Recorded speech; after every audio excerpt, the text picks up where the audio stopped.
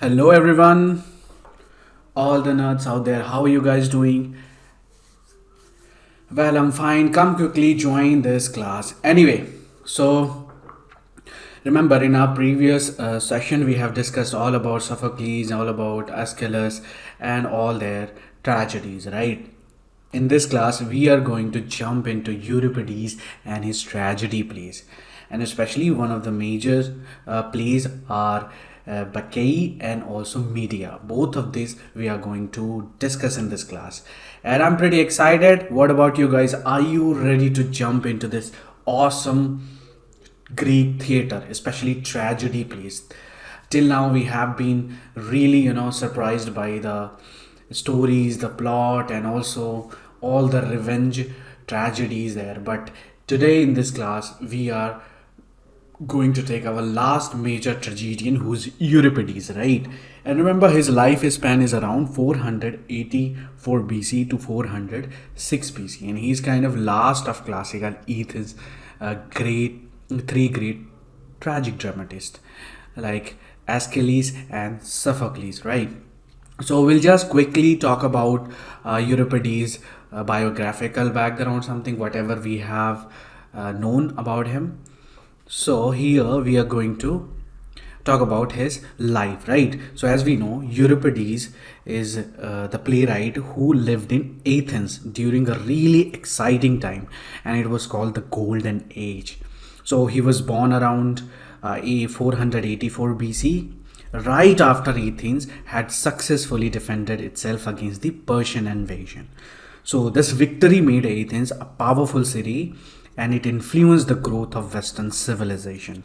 So Euripides passed away, you know the date is 406 BC, just as Athens was losing its dominance to Sparta in the Peloponnesian War. So if you get it, and remember that during Euripides' time, there was a lot of creative stuff happening, right?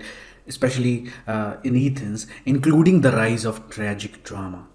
So, as we know, two famous playwrights before him, it was Aeschylus and Sophocles.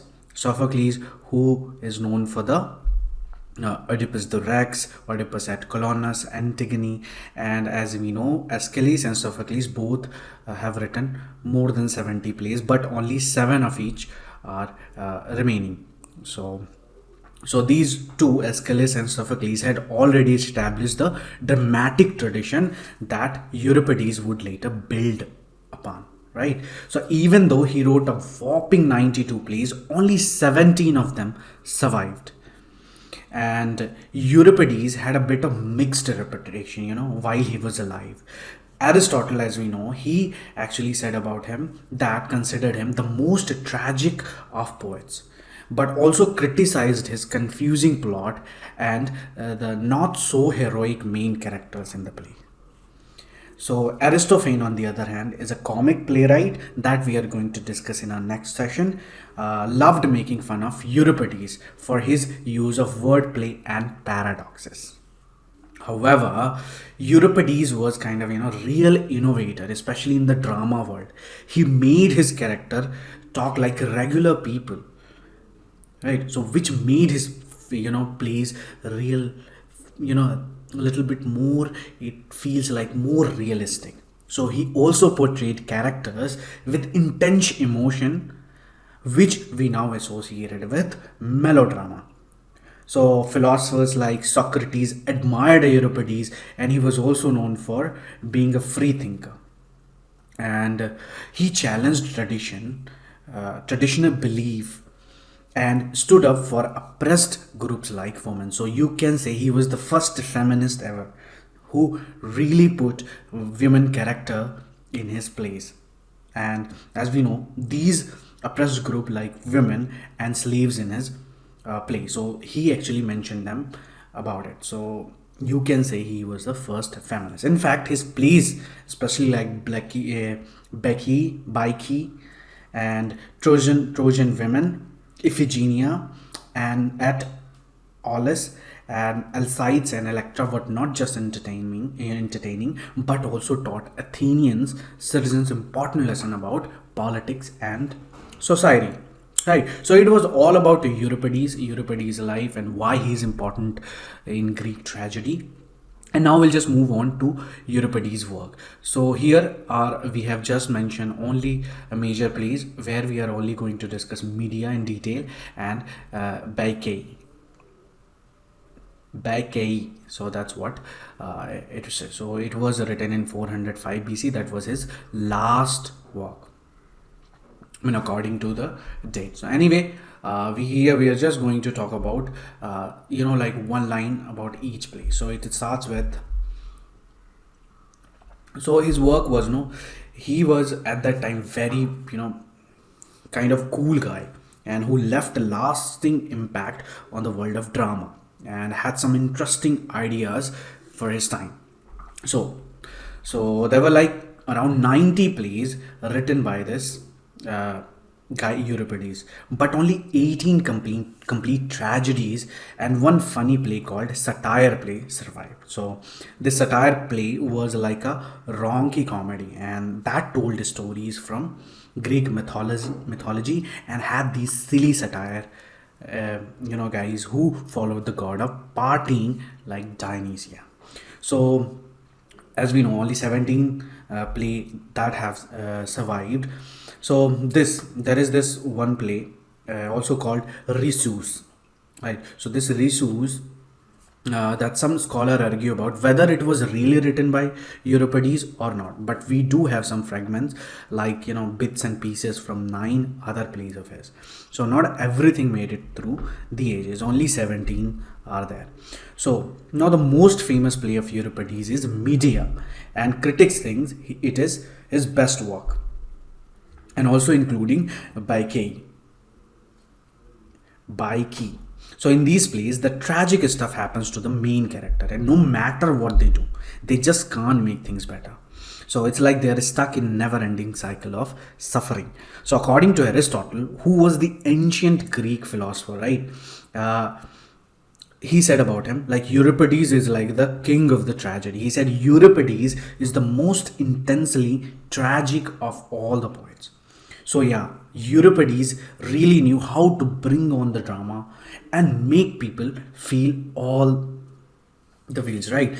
So let's talk about one line each. It starts with first of his plays, Alcestis. So it's not mentioned here, but I'll just go on say.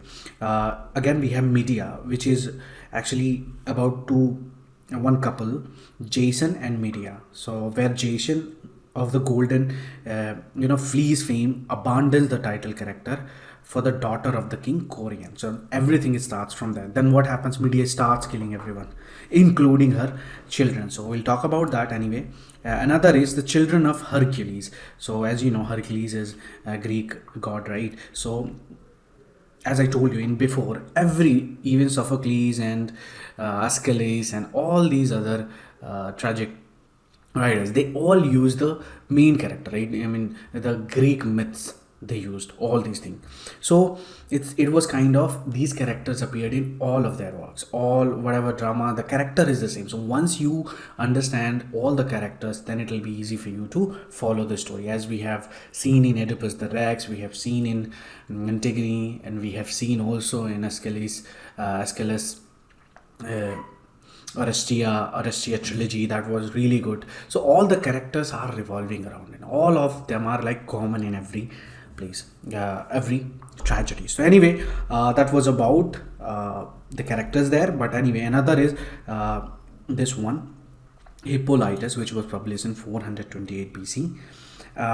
This was about holding one's principle leads to destruction of Phaedra and Hippolytus. So again, another is Andromache. Here it's not mentioned here. We have Ion, which is also kind of important because it examines the discrepancy between religious faith and the human condition.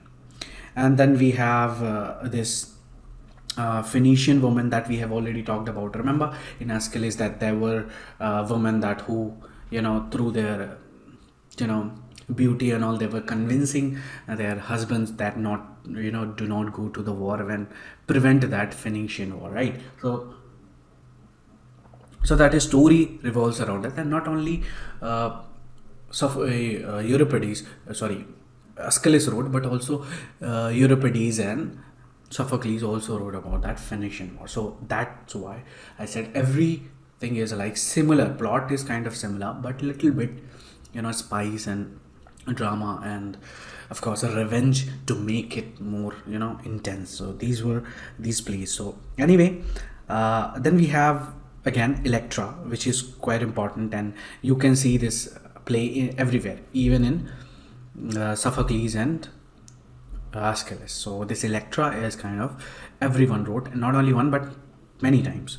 So in what happens in Electra is where Electra and Orestes conspire to destroy their mother, right? So you know the story about Orestes if you have attended that the Orestes trilogy, right? That previous class. But anyway, if you haven't watched it, just go back and watch that thing. It is only 40 minutes and it will definitely clear everything about Aeschylus. And also before that we have Sophocles, all about his plays and his Oedipus trilogy. So that was we have talked about Orestes. Orestes is kind of same. You know the story if you have attended previous class. If not, just go back and anyway. Iphigenia and Alice, again the same story. Iphigenia. So what happens in Iphigenia is, as we know, no, Iphigenia was sacrificed by her father, right? Who was her father? It was Agamemnon, and then Clytemnestra, took revenge and then killed Agamemnon. So that story you will follow if you just was that the Euripides trilogy. But anyway, that was about Iphigenia and Alice, and then at the end we have Bacchae that we are going to discuss in detail. So what happens there actually? There is a running conflict between Pentheus, who was the king of Thebes at that time, and a demonic Dionysus. So this was all about Euripides' work. Now we'll just move to the Medea, and in Medea we're going to discuss all about the context, background, character, plot summary and themes. So what happens actually in Medea, it is starts with marrying with Jason, and then the play starts from there. But before that we need to understand the background, the full story of Jason and Medea, and for that we have the background. And if you just remember, if you just get full story, then it will be easy for you to understand later. I mean, many, like everybody has written about that Medea thing.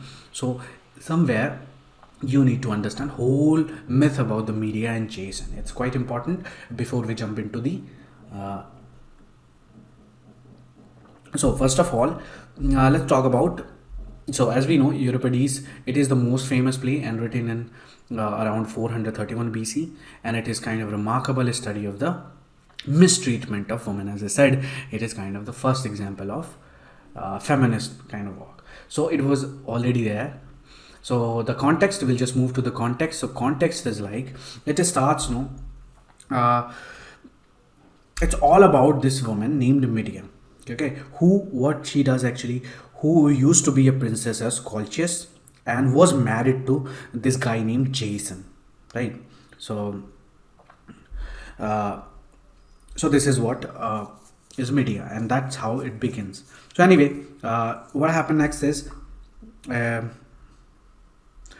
this thing get completely messed up when Jason decided to ditch Medea and marry some Greek princess from Corinth, and then Medea seeks revenge on Jason. So well, Medea was not quite happy, happy about this. So she decides what to get back at Jason by killing his new wife first, and even her own two sons, like crazy, right? So after all that drama, as she runs off to the Athens to start a whole new life. So Euripides wrote this play as a part of a trilogy, but the other two plays we have, sadly we been lost to history. And of course, if it would have been then, but anyway, if you know the whole story through the background, then you'll understand what will be in the trilogy. So anyway, when it was first published, Medea and the other plays only came in third place. I mean, there was always competition in Dionysius, right, in that festival. So when the Medea was published, it was won only third prize. But some people think that means it didn't go, the judgment was not so well. But the competition was tough, especially that year, because Sophocles, a famous playwright, came second, who used to come first, right?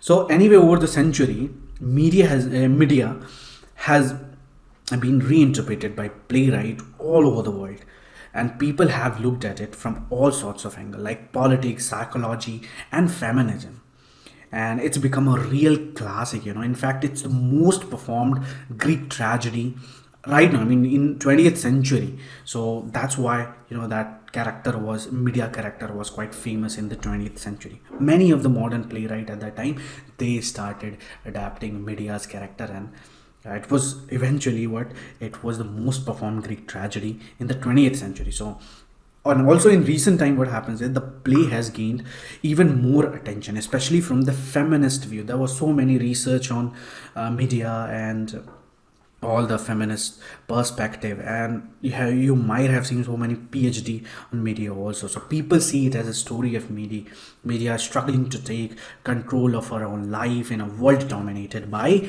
men, right? So it's got some deep themes for sure. So by the way, the play has won bunch of Tony Awards. No, I'm talking about the contemporary, like after 20, especially in 20th century. The character of Medea has brought home so many trophies, like Tony Award. Judith Anderson also won in 1948. Joe Caldwell in 1982, and Diana Rigg in 1990. So they were playing that character of Medea. So that was all about modern thing. But now we'll just move to the background, which is quite important for us to understand Euripides, and also the whole story from the beginning, where it starts and all. But remember, Medea is after, when it starts with when they get married. So there the play starts. But in the background, we'll start where actually, how did they meet and all this, through the mythical background. So as we know, I'll just move on to the background, mythical background.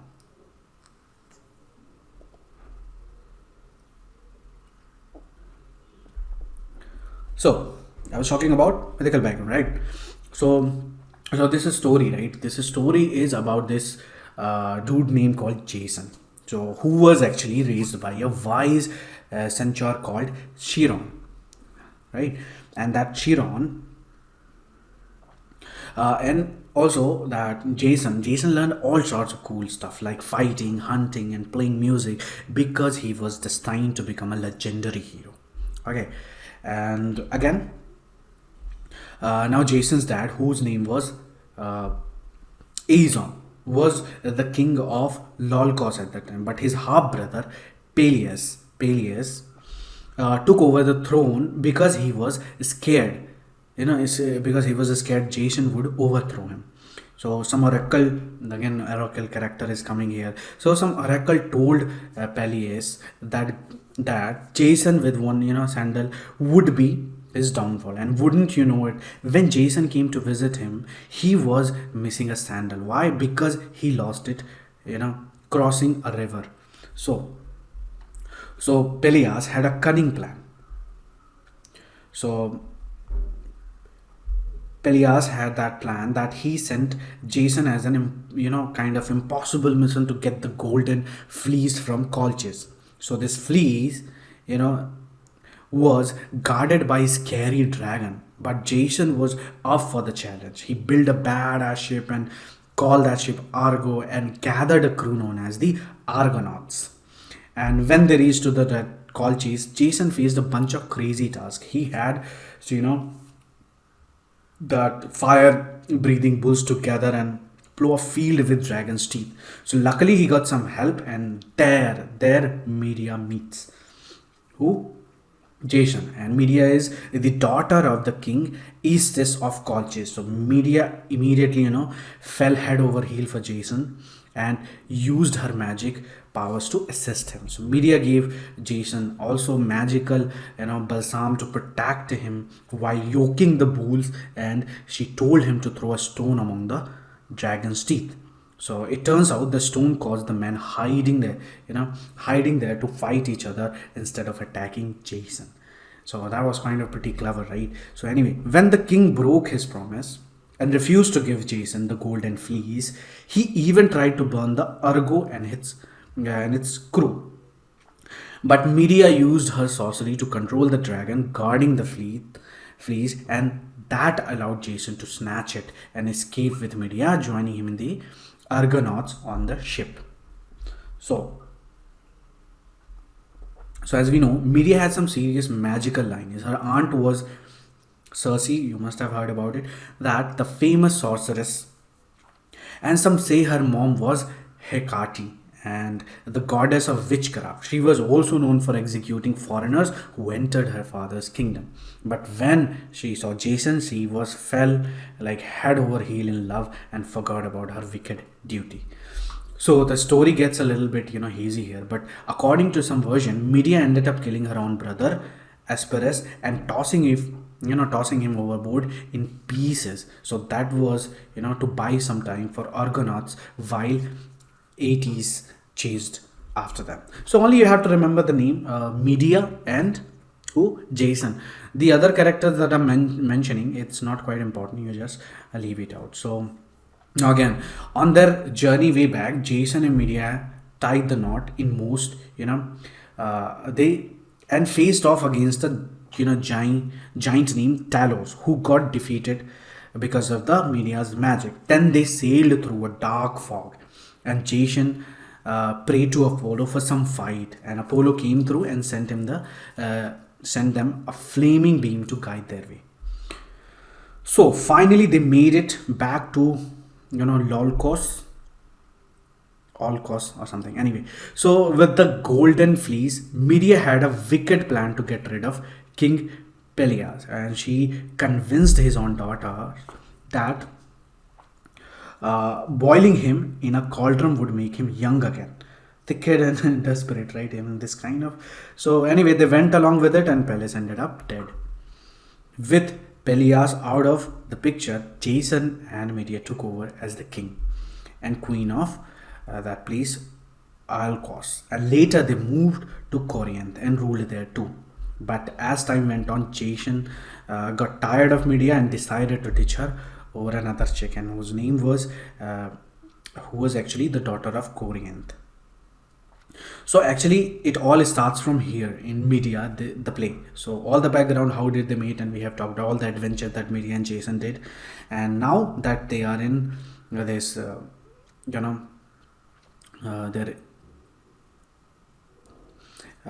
Corinth, and there like Jason he was actually cheating Medea over that girl, and then here it starts this play. So it's all about the background here, and we'll just move from from background to the characters, and quite important. So remember the list of characters we already talked about. The first is Medea, who's our heroine, right? So as we know, she is the main character of the story and a kind of total badass woman. And Medea is a sorceress also from this faraway place called Colchis, so which the Greeks thought was the end of the world. And what she fell in love with Jason and helped him to get the golden fleece, but then had to leave her home and family to be with him. During their escape, she kills her own brother to slow down their pursuers. And when they settled in Corinth and had children, Jason dumped Medea for a younger woman. That made Medea kind of super angry. So he went on revenge, killing Jason's and Medea's, Jason's new wife and her dad, and of course Medea's own children. So she was more interested in seeing Jason suffer than feeling bad about her own action. So that was Medea. And again we have Jason here. So Jason was if you can ask me right now, so he's kind of jerk, if you can say. So Jason used to be an adventurer, and he used to do all kind of adventure, and he left his wife Medea to marry this princess named Gloss, and he thought marrying into a fancy family would make him more important. But his selfishness just made Medea want revenge, and she ended up killing that girl Glochi, and also Glocky actually, and her dad and their own kids. So Jason is kind of weak and whiny character who only cares about himself, right? So anyway, the children only come not for so many times, but just like couple of times they appear. But these children are they're pretty innocent and don't understand all the crazy stuff happening around them, and media use them as a part of a revenge plan, and it's really sad because he ended up killing them, and their death brings a lot of sadness to the story. And as I said, chorus is everywhere. Chorus in all the play in especially in Greek tragedies. So these are kind of women from Corinth, and they basically act as commentary on the whole situation. So they feel sorry for Medea and understand why she's so mad at Jason, but they don't agree with her decision to killing her own children. Again, Creon is actually the king of Corinth, right? Who kicks Medea out of the city. He's not a major character, but his decision sets off Medea's plan for revenge. So the most dramatic moment with Creon is when he embraces his dying daughter, which is also pretty. So who's the daughter? So it is Glochi. So Glochi sees Creon's daughter and kind of a new woman for Jason who left Medea for this girl. So Glochi is this young and beautiful princess who becomes the target of Medea's jealousy. So Medea tricks her into wearing that there was a poison dress and crown, and that's what starts the killing. And Glochi doesn't say much in the story, but she's always there as a symbol of Medea's anger. Another character is Aegeus, and he was the king of Athens who shows up in Corinth. Aegeus is looking for a cure for his infertility, and Medea offers him some magic drugs in exchange for protection in Athens. So when he promises her sanctuary, it's a turning point for Medea because she goes from being a victim to taking charge of a revenge plan. And again, we have messengers, and the messengers only know messengers. They only show up a couple of times. He has one important job that he tells us all the details about how Glochi and Creon died, even though those scenes happens outstage. And then again we have nurse and tutor. So this nurse actually, she takes care of the children, and Medea's confident also. So kind of right hand. So the nurse opens the story with a sad lament and pops up occasionally to talk about different things that aren't directly related to the main action. Hey, and then there is tutor. He's not a major character either, but the tutor mostly acts as a messenger and helps to move the kids around from place to place.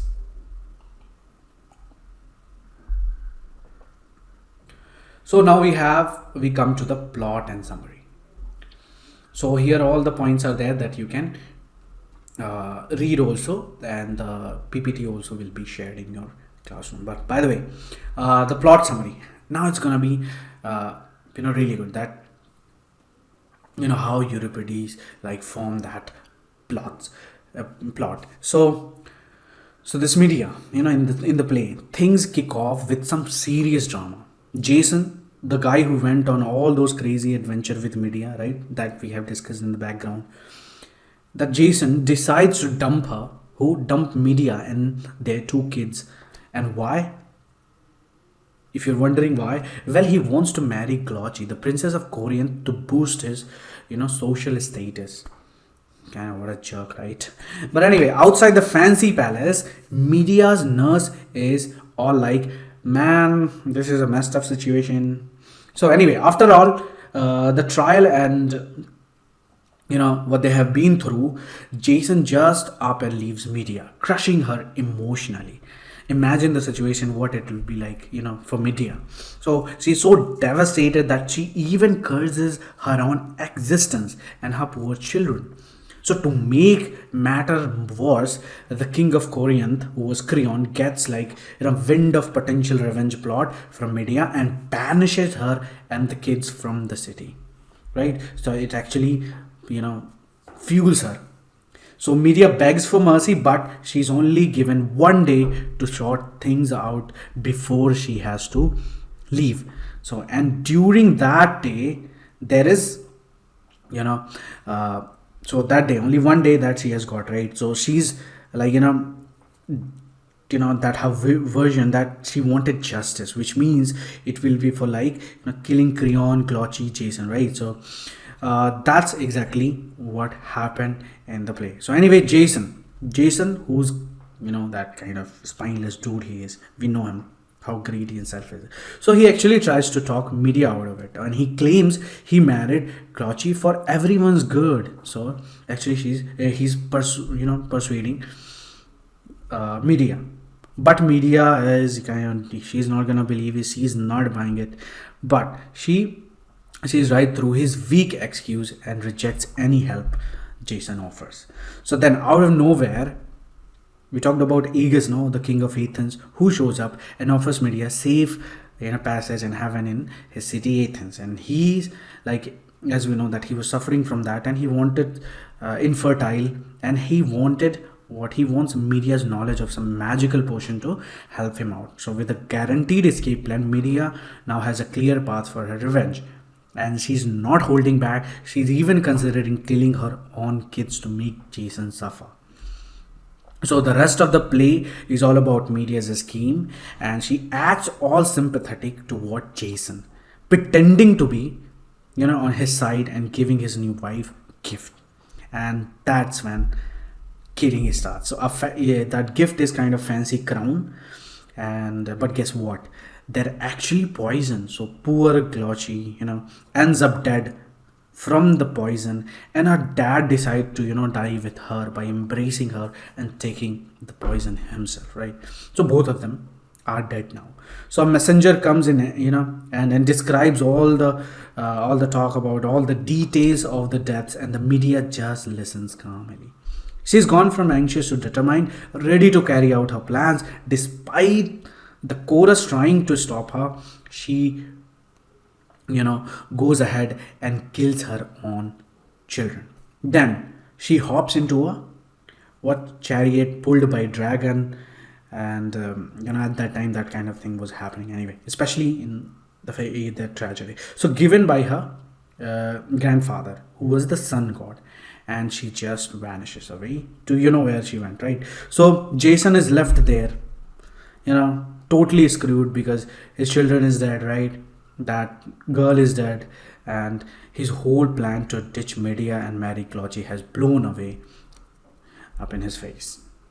So everything is valued is gone, all thanks to the tragic death caused by Medea's action. So man, what a kind of mess story it was, right? So Pet, that's all about plot summary. Now we have moved to the themes and motives, which is just simple.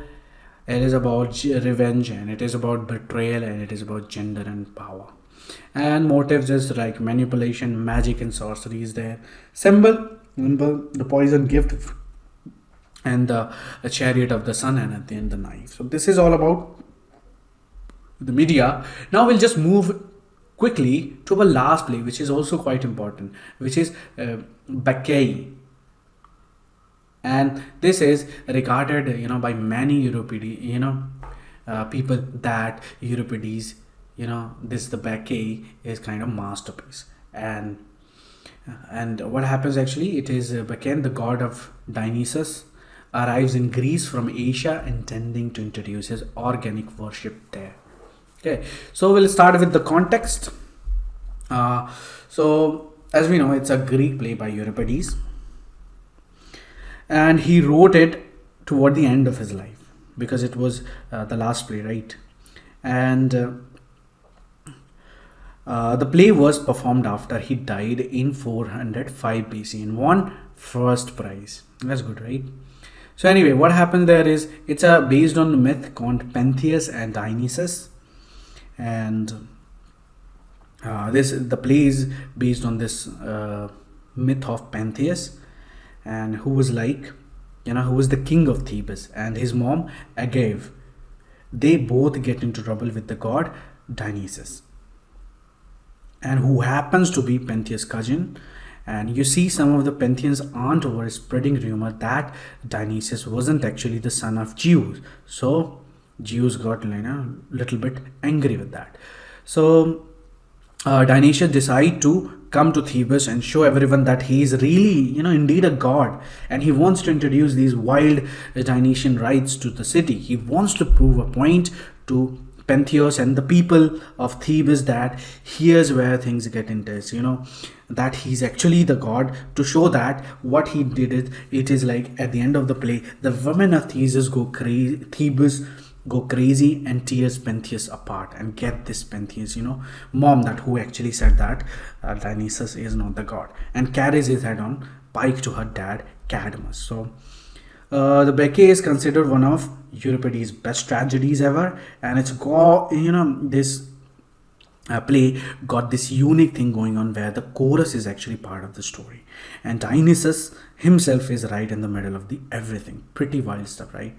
So characters. Now we'll just this is all about context. Now we'll just move to the character. Remember, these characters are important. Only you have to remember Dionysus, Pentheus, Ague, and Cadmus. The other is like common everywhere, right? So this character Dionysus. So Dionysus is what the god of wine. Especially that's why there was some festival Dionysius, right, in the theater. So it's kind of, he's kind of god, and the god of wine, theater, and kind of wild party. So he's the main dude in the Bacchae. I don't know how to say. Anyway, you just got the idea what it is. So the play. So Dionysus is like, likes to disguise himself as a handsome, long-haired Lydian called the Stranger. But even though he is a god, he can also take on another forms and has some pretty crazy power. So it's like he's two being at once, the divine Dionysius and the Stranger. So at one point, he's causing earthquakes while torturing Pentheus inside the palace. So it's kind of, multitasking for him. So now Dionysus is the son of Zeus, as we know, and the mortal Semele, who's the daughter of Cadmus, and they're all part of this big family drama. Again, we have Pentheus. So Pentheus, as we know, he's the king of Thebes and Dionysus' cousin, and he's like the complete opposite of Dionysus, strict, law abiding, and all about order. But deep down, he's also curious and a bit of, anyway, again we have character Augia, who we can't forget about Augia because she's a Pentheus mom, and she's already from the beginning she's just telling Dionysus for all those crazy thing, and her part comes in at the very end, and she brings the tragedy and power to the play. And again we have Cadmus. Is like who used to be the king of Thebes and is Aegeus' dad, and he's the one in the family who's on team of Dionysus. So, and the servant and the messengers, they are couple of character, but they play like minor role, who serves as witnesses in the play. We have the servant who catches the stranger and brings him to the Pentheus, and the first messenger, cowherd, who spies on the so this is all about servants and messenger. Chorus is common everywhere, you'll find him, and Tiresias, who's a kind of seer, who's blind, as we know, and Tiresias is the one who convinces Cadmus to worship Dionysius. So, but they didn't, right? And that's all. The tragedy starts from there. But anyway, that was all about the character. Now we'll just move to the plot. So here you see all the plots are there. So you can just read it if you want, but I'll just brief it out for you all.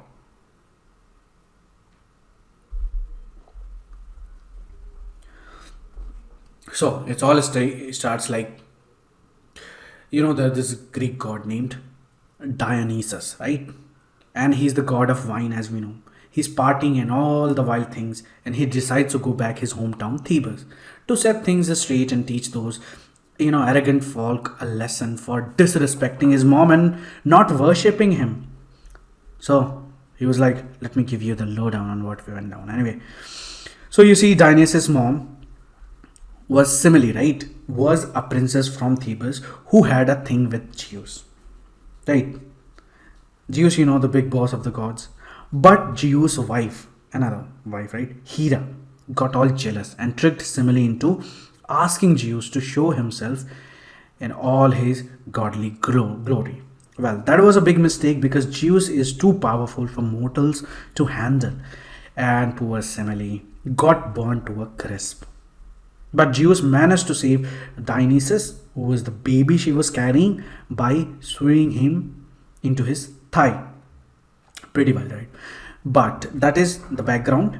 And now Semele's family, the royal Theban gang, who's Semele's family, that Dionysus has one aunt, right?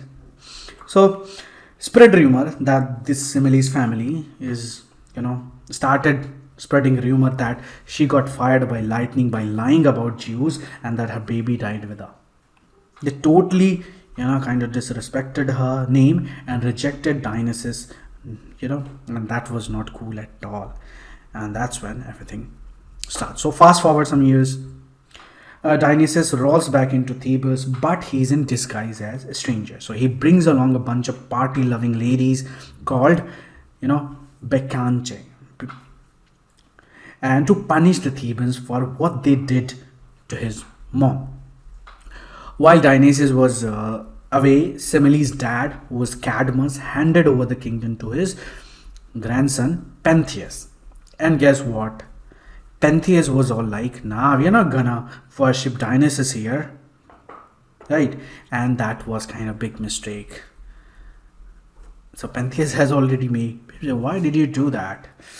Pentheus. But anyway, Dionysus tells us that he made Semele's sisters go crazy and they escaped to the mountain to worship him and do all his wild rituals.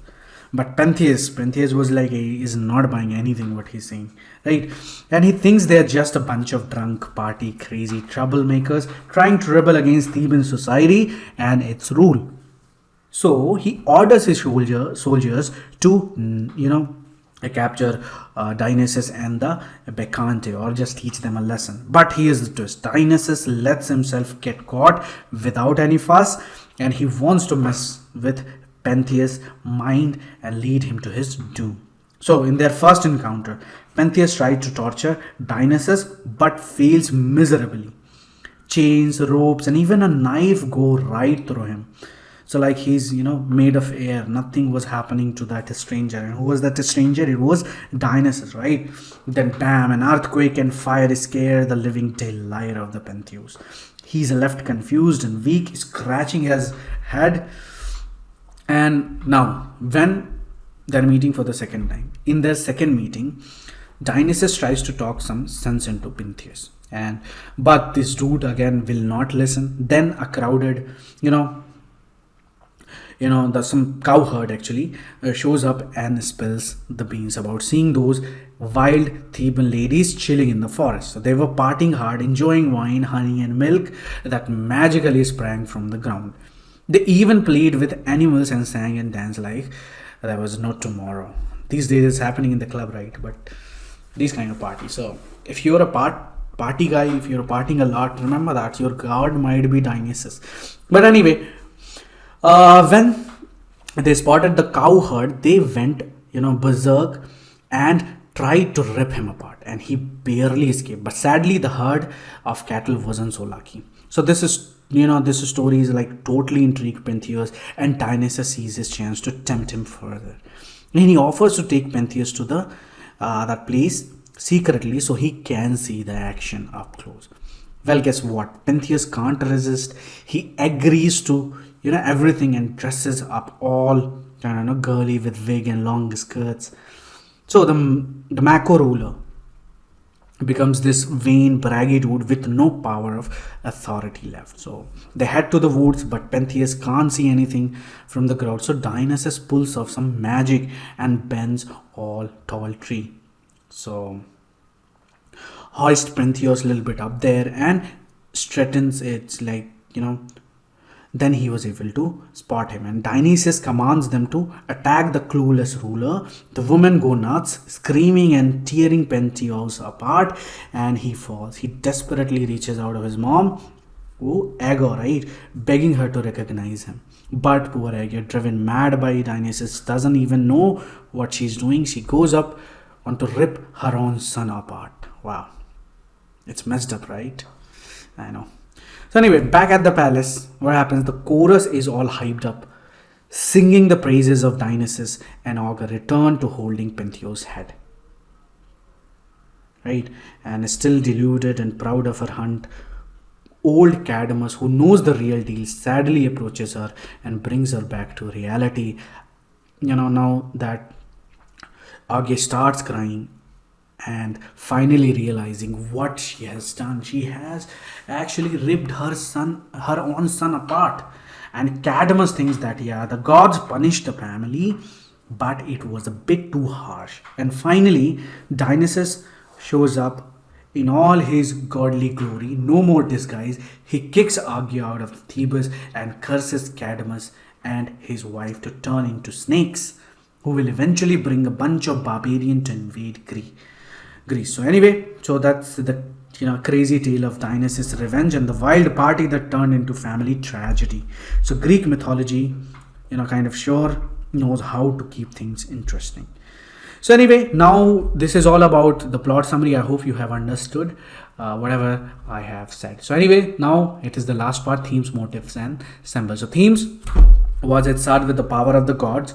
So this is kind of one big theme in not only this, but in most of the tragedies, it was the power of the gods. Nobody is above the gods, right? So Dionysus, the god in this play, shows off his divine strength and wrecks havoc over on Thebes. Again, it was about a rebellion against authority. Who rebelled? That Dionysus challenges the authority of Pentheus, who is the king, and introduces new rites that shake up the city. So it's all about defying the established order. And again, there was destructive force of excess. And this play explored this idea that too much of a good thing can be dangerous. So the wild and uninhibited behavior brought by Dionysus ritual leads to chaos and tragic consequences. Again, we have motifs of madness. Madness is a recurring motive. Dionysus drives the women of Thebes into a frenzy, and their ecstatic state represent the kind of madness that overcomes them. Again, we have gender and sexuality. Gender and sexuality play a role, and it was actually, that's why this play comes, it was very important play, only because of the feministic view. I mean, not that one, sorry for that.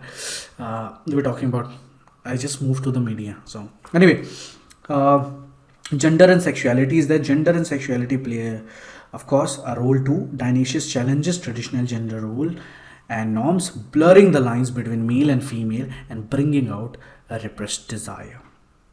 Now we have the symbols, which is the last one. We have Maenads, which is the female follower of Dionysus, symbolize inhibited and primal forces. Again, we have mask, and mask are used in the play, symbolizing the disguise and transformation that occurs. They reflect the hidden aspects of characters' identity and the blurred boundaries between reality and illusion. So at the end, we have the bull. So the bull also is the image of, it is kind of significant image because it represents both Dionysus and Pentheus, highlighting their conflicting natures, and it symbolizes both power and destruction. So guys, that's all. We have completed Euripides. I hope I have covered everything about Euripides and his tragedy plays. So anyway, thank you so much, and I will see you in our next session, where we'll discuss about Greek comedy, where we'll start with Aristophanes and move on to Menander, and that will be the end of Greek theater, right? So that's all guys, and I'll see you next.